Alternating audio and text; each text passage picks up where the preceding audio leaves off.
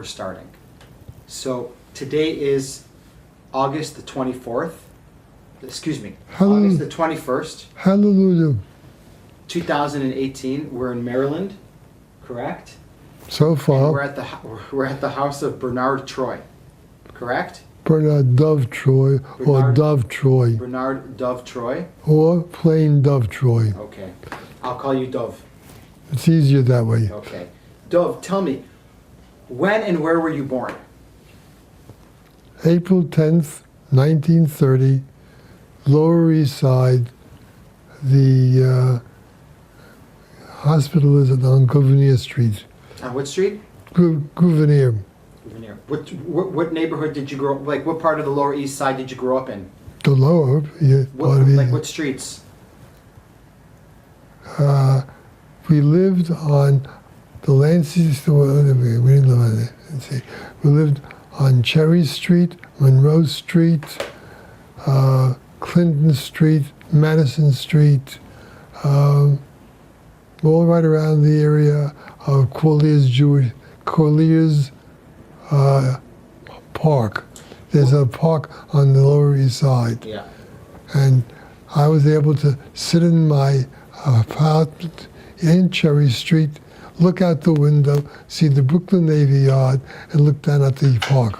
At the park, huh? So you had a good view of the East River. It was wonderful. Tell me about your parents. Where are they from?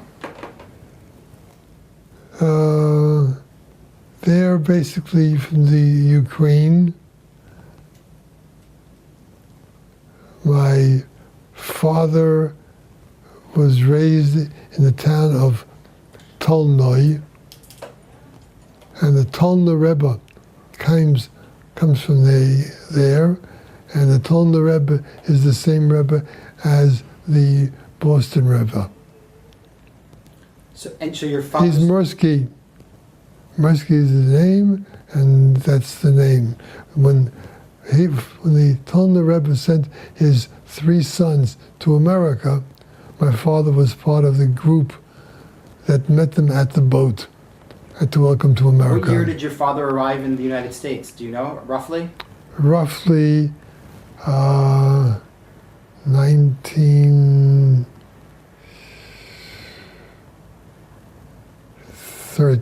1912. Right before the Great War. Before the war. Right before the First World War. He and his brother were brought over by my grandfather, and my grandfather looked at the 2 boys and said to the younger son, "You're going to be younger by 4 years." And he said to my father, "You're going to be older by 3 years," because my father had to go work, and my uncle had to go to school, and he ended up as a professor of the French language, where he taught at City College, and he taught at a very prestigious high school called Townsend Harris. What about your mother? She came from Rezhevnivka. Where's that? Also in the same area, the Ukraine. But they met in the United States. They met in America. They met on the Lower East Side, probably. My father's name was Tevye. Tevye. And the last name? Troyansky. Troyansky. Right. And your mother's name and maiden name? Yegelson. And her first name? Peril. Peril? Peril. Yegelson. Right. So they call it in English Pauline Eggleston. What does your father do as a profession? He was a professional laundryman. Your mother was a housewife? He washed up. She also worked in the ILGWU as a seamstress. As a seamstress. Do you have brothers or sisters? Are you an only child? Are you the youngest? Are you the oldest? I'm the baby in the family. Okay. How many children? Well, my sister, first of all, my brother just died. How long ago was it? 1 month? Or or 3 weeks. 1 month. 1 month ago. 1 month ago. זיכרונו לברכה. תודה רבה. ברוך אתה יען אמת. My brother, during the World War, joined up in the maintenance corps in the United States Army. And he was then shipped overseas with the maintenance group, but he was Jewish. So they squeezed him out of being a mechanic and became a company clerk instead. He ended up as they taught him to be a clerk typist. But he was considered a hero, so that at his death, the United States Army sent down a bugler, a group of soldiers with firearms, and shot off gun salutes to him. 21 gun salute? Yeah. How many brothers and sisters do you have that come before you? What's the family like? Well, my sister is the oldest. Uh-huh. She's unfortunately passed away. Next came Alex Oliver Shalom. No other name for him other than Alex Oliver Shalom. And that's what my mother always called him, so we refer to him as Alex Oliver Shalom. And in addition to him, then came my brother and me. 4 children. Right. You're the youngest out of 4. I'm the baby in the family. Me too, out of 4 children also. Right. So, by the time you're By the way, yes, we have 3 children, and my wife wanted them to feel good. So she said, remember, there's a thing called a sandwich, right? What's the best part of the sandwich? the middle. Aha! That's my son, Dov Troy. He is a writer of several books. He's been very much involved in the Zionist movement. He left America and moved to Israel and lives in Jerusalem. That's He where also, that's where I live. where, what street? I live in Nachlaot. Okay. He lives, German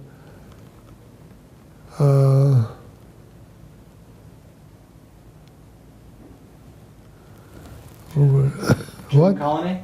In the German colony. Mosheva Germanit. Mosheva Germanit. Uh-huh. Yeah. Yeah, I know. I know that He neighborhood li- very well. He lived right next door to the Rachov Kremyu. Crimea. Yeah. He lived next to the building used by the nuns. And every Jewish holiday, he always went over to the nuns at the holiday, at their home, and celebrated with them. So he always brought them food. What? Monks, not nuns. Monks. Monks. It was a nunnery. Yeah, it's a nunnery there, I think. Anyways, I want to ask you, I want to get back. Bless you. Bless you. Asuta. Tada. Tell me about the house that you grew up in. Is it secular? Is it religious? Is it political? What kind of household do you grow up in? It was a very simple house, in all honesty. We lived in an apartment on Cherry Street, 3rd floor, walk up. What was interesting is that my grandmother had to be taken care of, and that was a very important part of our family. So we took 2 apartments on the same floor in that building. So when I wanted to visit my grandmother, I would open the door, walk down the hall and walk into her apartment. And when she was finished, I'd go back after that. If I wanted to, on the way, I'd stop off at the bathroom, which is also in the hall. Are you raised in a kosher home, religious? Kosher. Kosher. And observant. I don't know if you want, how a religious you want to call it, although my father used to go on a regular basis to one Rebbe. I would say it's between traditional and religious. Okay. Do you belong to a youth movement when you're growing up? Do you belong to... What happened? Yes, I joined a youth movement when I was about 12 or 13 years old. The movement was Beitar. Okay. How did you get involved with Beitar? One of my very good friends was in my class, and we were friends. He lived on Hester Street. I lived on Cherry Street, and we went to the same schools. You went to a public school? Public school. Public school. Yeah. So what's this friend's name? Can you remember? Marvin Krakow. Marvin? Marvin Krakow. Marvin Krakow. And the person who was who gave the information to you was David Krakow, his older brother. His older brother. Okay. And his older brother was the one who got him involved. Okay, so he gets you involved with Beitar, correct? Right. He's the one who introduces you? Yes. It doesn't come from the home. It comes from him, from the friend. Yeah, And we didn't belong to any movements in the house. right. The only thing my father was insistent upon is he didn't want to read the forwards. Excuse me? The forwards. The forwards is the forward. F-O-R-W-A-R-D. So they had a Yiddish newspaper. Okay. It was called the Forward. And it was a well-known paper. He insisted upon reading the Tug. What was the Ford? Was it more socialist? The Forwards was socialist and the Tug was nationalist. Okay, so he read the Tug, the more nationalist newspaper. Absolutely. Okay. So tell me about your first memory. Well, actually, before we get to Beitar, I want to just ask you a few more questions. When you're 11 years old, America enters World War II, excuse me, and there's a war going on. Of course, you don't really feel it because you're a child and you're in high school, you're in elementary school. Did you ever have to deal in your teens with any anti-Semitism in New York, in the Lower East Side, or beyond that, in that period of your childhood? Yeah. Certain amount of it came up automatically. The Irish kid was to try to beat up the Jewish kids and vice versa. It was normal. Yeah. Yeah. It's just immigrants. Right. Children of immigrants. Yakking away at it. Nothing special, nothing... There's a very funny thing, though, you have to understand. On the Lower East Side, since I overlooked the park was the exact edge of the East River. Sure. On the other side of the East River is the Navy shipyard. Naval shipyard. We didn't have any swimming pools, but they did have a wharf. I don't know if that's the word for a wharf, but it was a platform which had 4 sides to it and a banister and walkway for the 4 of it. And this would be anchored in the middle of the East River, right off the park, and it's our swimming pool. You guys used to go swimming there. I used to go swimming there in the East River, but the East River was controlled because it had this wharf which was floated there on a regular basis, and the police and the firemen took care of it. Mm-hmm. And That's one of our playthings. But we had a whole playground. Good memories, Yeah, correct? sure. Now, how old are you when you joined Beitar? How old are you? Roughly. 13, Around your bar mitzvah time. before my bar mitzvah. Before your bar mitzvah. So say 12. Okay. What is your first memory of going to a Beitar function? What's your first memory? There was a guy whose name was Bernie, and he says, we start off by standing at attention automatically. I'm going to teach you your first word in Hebrew. Amod dom. So I learned the first word in Hebrew with Amod dom. That's what he taught me. Did Beitar have a club down on the Lower East Side? Yeah. Where was it?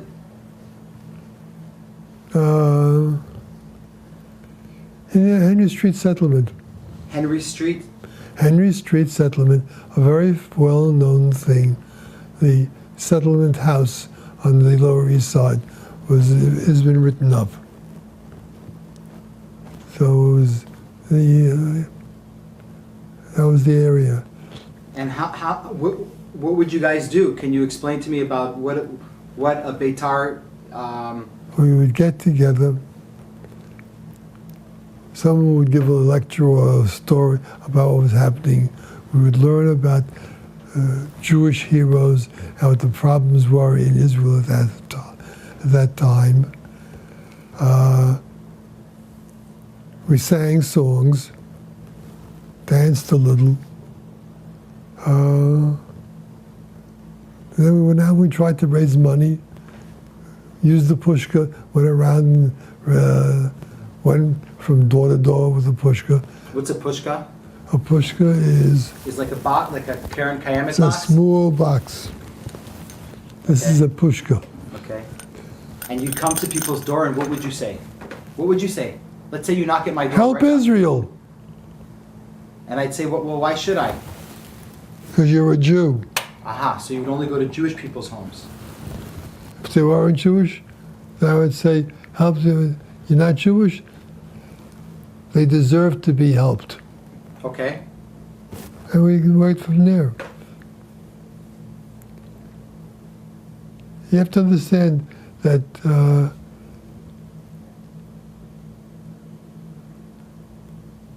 it was always easiest to deal with someone who was Irish. Because we were Jews and the British were fighting against us. You're Irish and the British were fighting against you. And remember, they have the black and tan against you, they turn them against us. Do you know who the black and tan were? Yes, I do. I asked her if she knew, and she said she never knew. The Black and Tan is very famous. So you would tell the Irish that you guys have the common enemy. Yeah, I And now you said, guys can be friends. I Did don't have Irish to- people help Sure, in New York? absolutely. Not only did they help, the mayor of the city of New York, Paul O'Dwyer, helped. And when he didn't help, he sent his brother Joe to help. Is there a famous story about that, or do you know? any- Yes, sure, Can you tell me? absolutely. Famous story.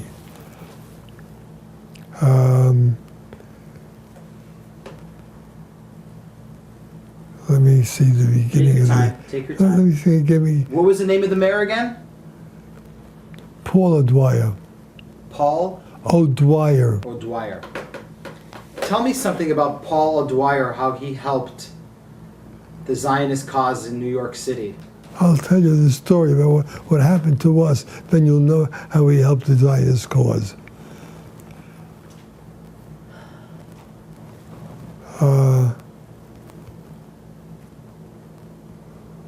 We were sent around on occasions to go to people's homes to collect arms. Old rifles, pistols, souvenirs, all of these things of that sort. We used to collect them and we would bring them to warehouse on 26th Street, or 28th Street. I think it's 28th Street. And then we would take the pistols and rifles and things of that sort. Those who knew how to do it took them apart, refurbished them. Those who didn't know stood there and helped. Then they would be repacked in 10 cans. You know what a 10 can is? No, what's a 10 can? You get yourself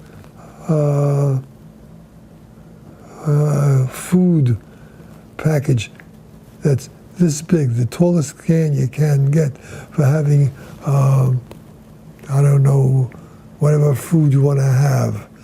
It's a number 10 can. It's bigger than you would normally have for eating purposes. And you would pack the guns in there. There was an empty can.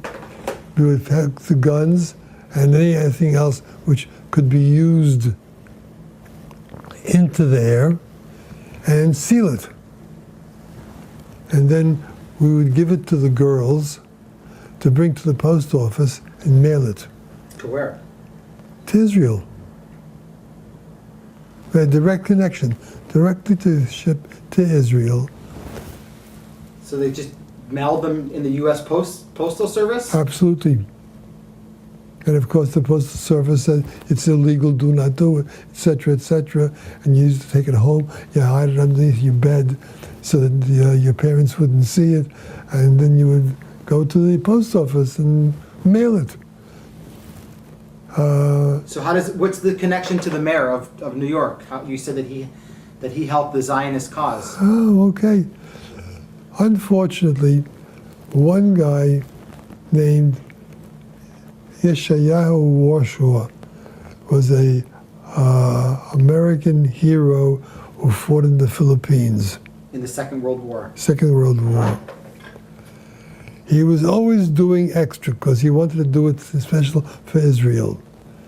And he was a member of Beitar? He was a member of Beitar. He was told, do not go to the factory other than the times we tell you you can go. What factories? The factory. The gun factory on 28th Street? Yeah. Okay. Don't go until, okay, what happened?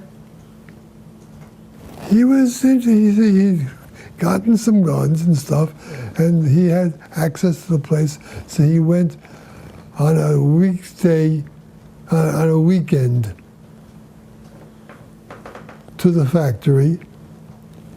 And of course, there was no thing doing in the factory. There was no lights in any place else other than the one office which we had. And he was there fixing up the cans and packing in the guns. Uh-huh. Well, some people from the building called the police. They said, no one's supposed to be working in the factory at this time. Somebody's there. And there's someone in there. We don't know if they're breaking in or if they're crooks or what. They sent the police. The police came and captured them. Okay? And they were arrested. And it was, again, against the orders. And the reason why they told them not to do it is because they were afraid such a thing would happen. And it happened. What happened to the guy? He was arrested, so was the other people. But they were arrested on home arrest? Arrest. Okay. Guns confiscated? Confiscated, right. And then they had to come to the court. When they got to the court, the cops saw them and started to talk to them, and the cops were friendly with them because they didn't have a fight when they came into the building. Sure. And they talked, etc. And then came time for the trial. And at the trial, believe it or not, the judge hears the case and says to the policeman, do you recognize anybody in this room as being a participant?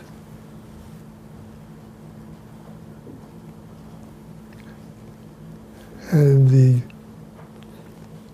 policemen all to a man say, no one here was there. None of these people were from that group.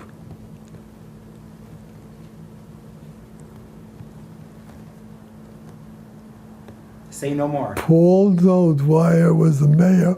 His brother was Joe O'Dwyer, and Joe O'Dwyer helped us on many occasions. That's one of the occasions that he got to the police, and the police went out and said, Let these guys go. no, they didn't say let them go. He says, they're not here. The guys who we saw and we arrested are not in this room. Are there any other stories that you remember that have the same kind of nature? Yeah, I have a couple of others. Okay. But, this is not the first time that Joe O'Dwyer helped us. He came across several times to take care of helping us.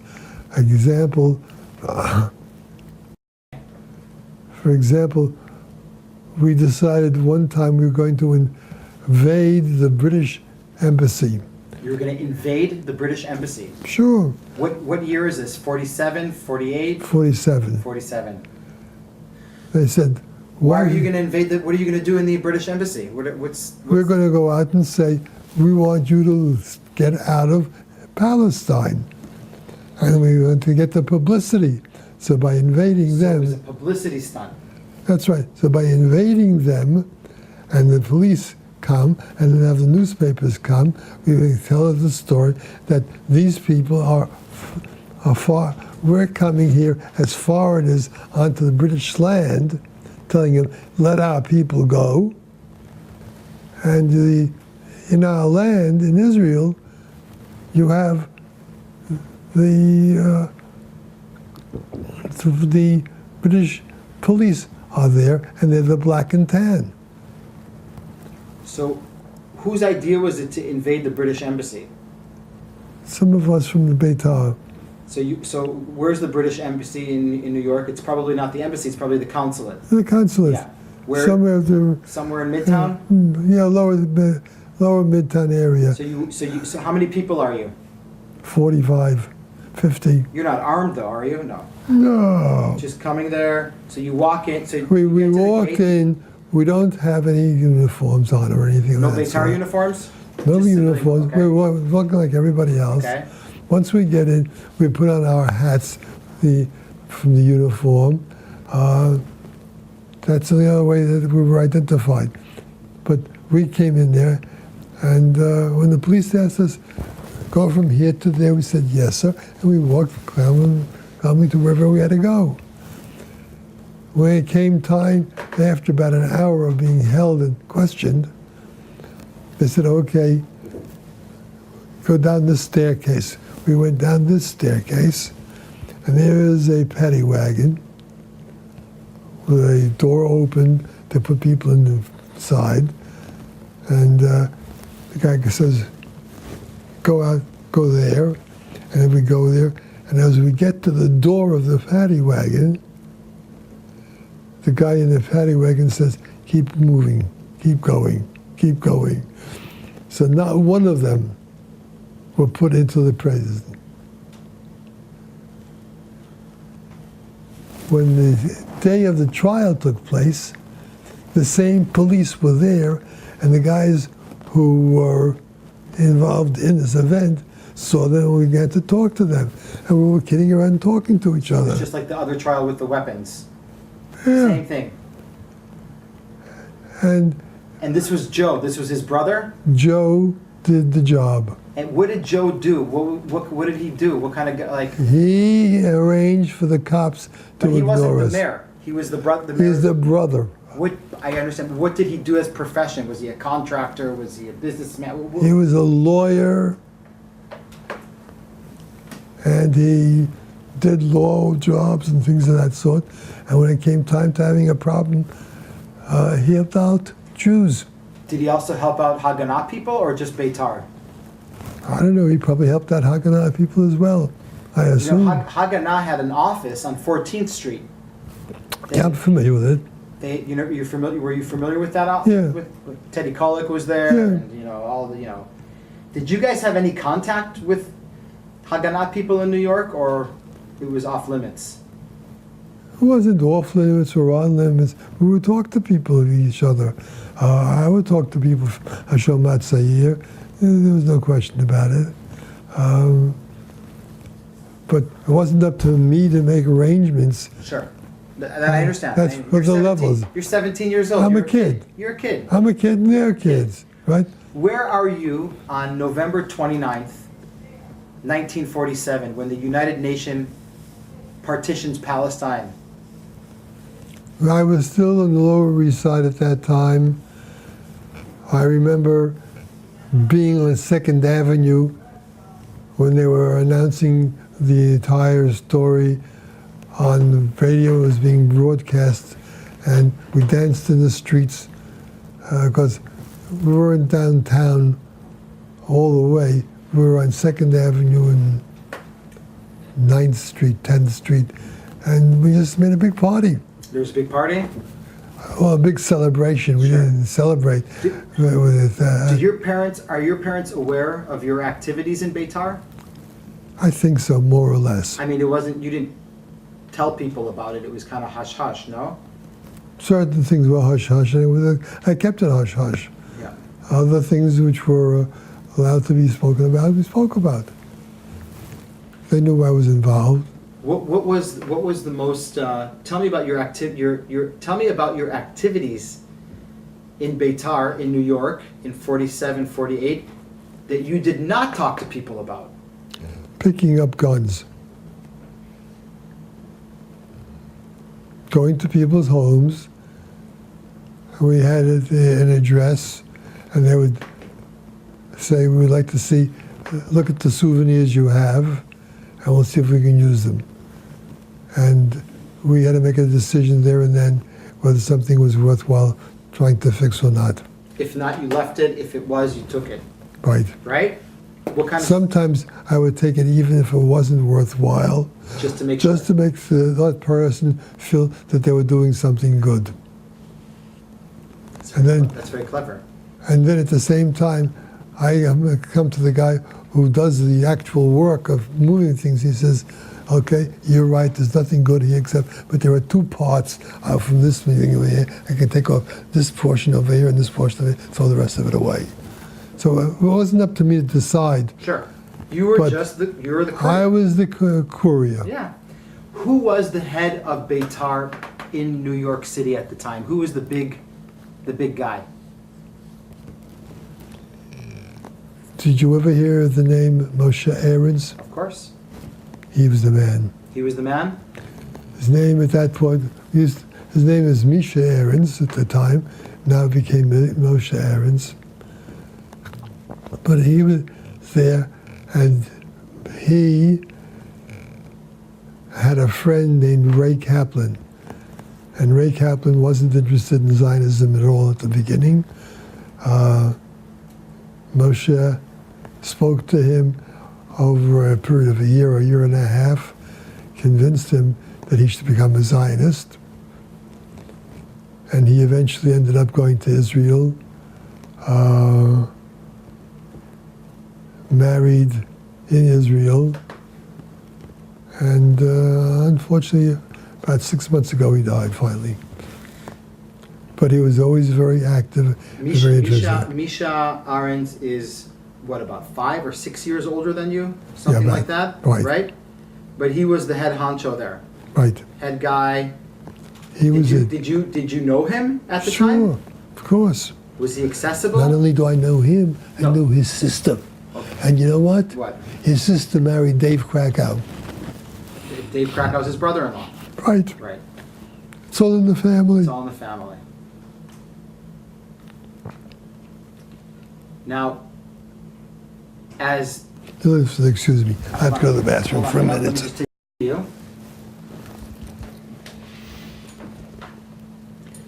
So, we stopped at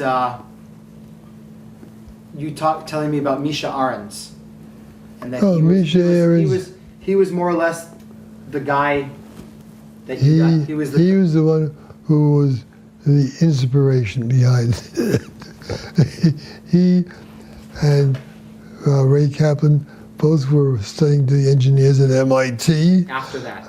No, during During that period. Yeah. Ray Kaplan becomes a Zionist and becomes a member of Beitar because of Misha Ahrens. Ray Kaplan ends up going to Israel.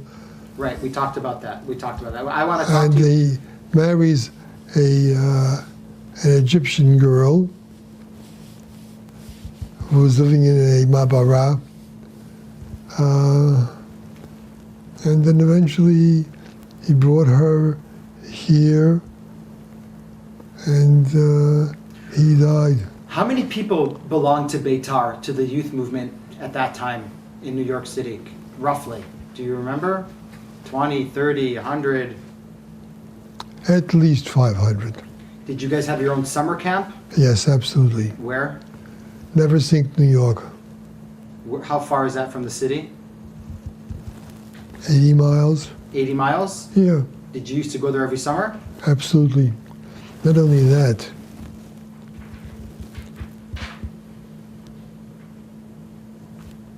there was a meeting held in the camp at Neversink, New York, in Camp Beitar, and Zev Jabotinsky himself came up to the camp, participated in the meeting, sat down in a rocking chair, and dropped dead. Unfortunately, It was in 1940. the camp deal of buying it from one guy who was the owner fell through because of whatever happens on Deal didn't go through. That's right, didn't go through. What would you guys do at that? Like, so every summer you'd go up to this camp for the summer? It was a sleepaway camp? Absolutely. What would you guys do there? Just hike, or was it more political? We couldn't do too much political work around there. Right, We but did some. you do classes and We did study classes, and right, lectures right, and camping and hiking and singing, right. right? Stuff like that. Yeah, Did you enjoy it? sure. Eventually I became the head counselor. When? 1940.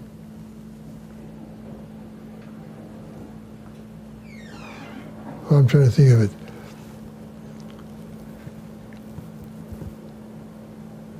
All right, I think it's 47, 45, no, 46 or 47 Okay. for Become a head counselor? Yeah. And with being the head counselor, I don't know if you know, but Menachem Begin had as his lawyer an American Jew, Paul Marshall? no, Yitzchak Heimowitz. Okay. And Yitzchak Heimowitz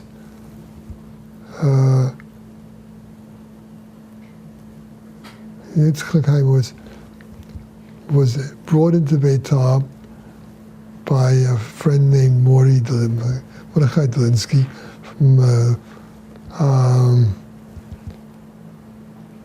from the, what area is that again? From Upper East Side. The East Side, Upper East Side's called A neighborhood on the Upper East Side? yeah, Just the Upper East Side? No? yeah, more than that. Spanish Harlem? Next to Spanish Harlem. Used to be called something, I can't remember. It's okay though. I don't remember the name right now. In fact, the woman who wrote the play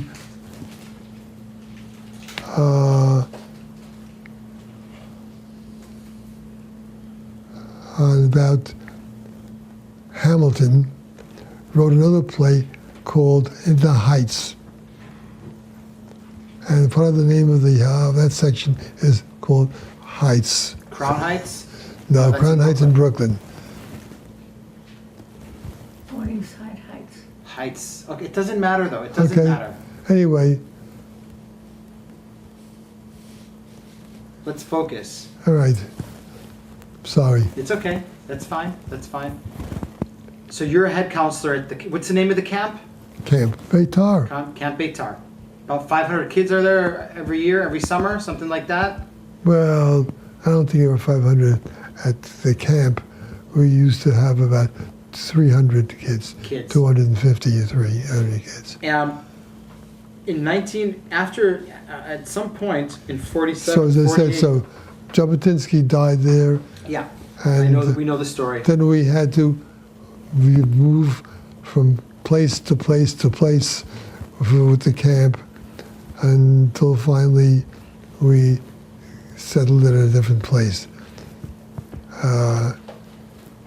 In 1948, the situation in Palestine starts to really heat up, and there are this is before Ben Gurion declares independence. I'm talking about before May 48. Right, okay, The situation is, you're 17, 18 years old. right. Does it ever cross your mind to go to Palestine and fight, or are you? I was almost kicked out of my house because of it. Please tell me. Please. I told tell my me. parents I wanted to go to fight in Israel, and they said, "You're too young." I said, "People younger than me are going there and fighting," and I just didn't eat the meals for a while at the house because I didn't want to continue. Every time I came in, it was always the same fight. You're not going to go, and I say, "I am going to go." Go, yes, go, no, back and forth. Why did they want you to go? They were afraid I'd get killed. You weren't afraid you would get killed? I wasn't afraid. Don't you know, teenagers are invincible. Did you have friends that went? Sure, Did you envy them for going? yes. And they know on which boat they went. They went on the Ruth Wang, was one of the boats they went on. They went on several boats. Tell me about the Beitar boats that left New York Harbor. Were there Beitar boats that left the harbor with weapons? Yes, but let me tell you something else. Going back to the story about the guns which were found in the warehouse, Yep. I went to complain. I said, "Gee whiz, look at that. All those weapons have been lost." And I was told, "Don't worry about it. Joe took care of it." And evidently what happened is that all the guns were packed up in cases, and the cases were supposedly placed upon a ship which goes out to sea, and the bottom of the ship opens up, and they dump the goods which are illegal, and that's where the guns were supposed to go. Connections were made that a box was substituted for those boxes with rocks in them, and they dropped that in the sea, and the guns that were in the boxes were shipped to Israel. There was a very famous guy. He was a wealthy guy. I don't remember his first name, but I remember his last name, Hecht. Ben Hecht. Ben Hecht? Sure. Who was he? What can you tell me about him? Oh, he was a very famous writer. He wrote a play called "A Flag Is Born," and the play "A Flag Is Born" was put on Broadway. Please don't do that. Don't. Thank you. And who was the He was a playwright, yes. and he was affiliated with Beitar. Yes. And he was affiliated not with Beitar, but also the American League for Free Palestine. We worked together with that organization. Can you tell me about that organization? Yes, what's his name now? Cook. Cook's nephew created the organization, and it raised money for Israel. And it did a lot of publicity work. Were you And down? they had contacts in Hollywood, and Ben Hecht was one of the people who was there. Ben Hecht wrote a book afterwards called The Child of the Century. And someone wrote a book calling Ben Hecht the child of the wrong century. But that's the way life goes. You know, you win some and lose some. But the contacts were made by Cook. Were And you ever down at the docks with boats, doing stuff with the boats that went out, or? no, No. that's for they had long. The mafia wouldn't let us go down there. What's that? The mafia wouldn't let us go down. Said certain things you can do, certain things you can't do. And did you ever think about running away from home and going to Palestine? Did it ever cross your mind to run away? Yeah, Something stopped you, apparently. yeah. My brother. Your brother? He said, "I'll break my neck." Do you regret it till today that you Sure, I didn't go? did. But I went to afterwards. 2 years later, I went to Israel, Yeah. and I spent 3 years in Israel. What did you do there? I studied at the Machon L'Matachei Chutz La'aretz Where's that located? in Jerusalem, In Jerusalem. and were it's you run. still, were you still It's run by the Sochnut. were you still active in Beitar? Sure, I went as a member of Beitar because I couldn't have afforded to buy tickets to get there and to support myself Sure. for almost 3 years in Israel. Right. And those were very hard times in Israel too, economically. I'll tell you. Sena, I'll tell you a quick story about Sena. please. There was very little food. What you did eat was chatzilim. And a lot of it. And if you ate it for breakfast, whatever was left over was served for lunch. Whatever was left over from lunch, you ate for dinner. And whatever left over from dinner was next morning's breakfast. So it was chatzilim morning, noon, and night. Till today, I don't look at an eggplant. It's a joke in the family, that there's no eggplant allowed. In the house. Nothing. I won't go near it. Did you stay active in Beitar throughout the years? Yeah. I stayed active to help wherever I could and whenever I could. Okay. I think we're done. Is there anything else that we didn't talk about that you think we should talk about? No, other than you have to thank a guy like Joe O'Dwyer. Yes, Joe Dwyer and his brother, Paul. Paul. Paul was the mayor, and he went out and he saved us many times.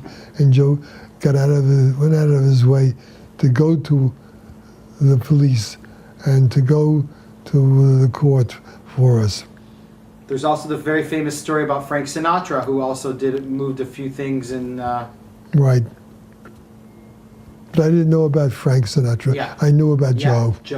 Joe and his brother. Actually, it was Paul and his brother. Paul and It was his brother. Joe kept things at a quieter position. דוב, תודה לך, ידידי היקר. מודה לך. עבודתך חשובה מאוד.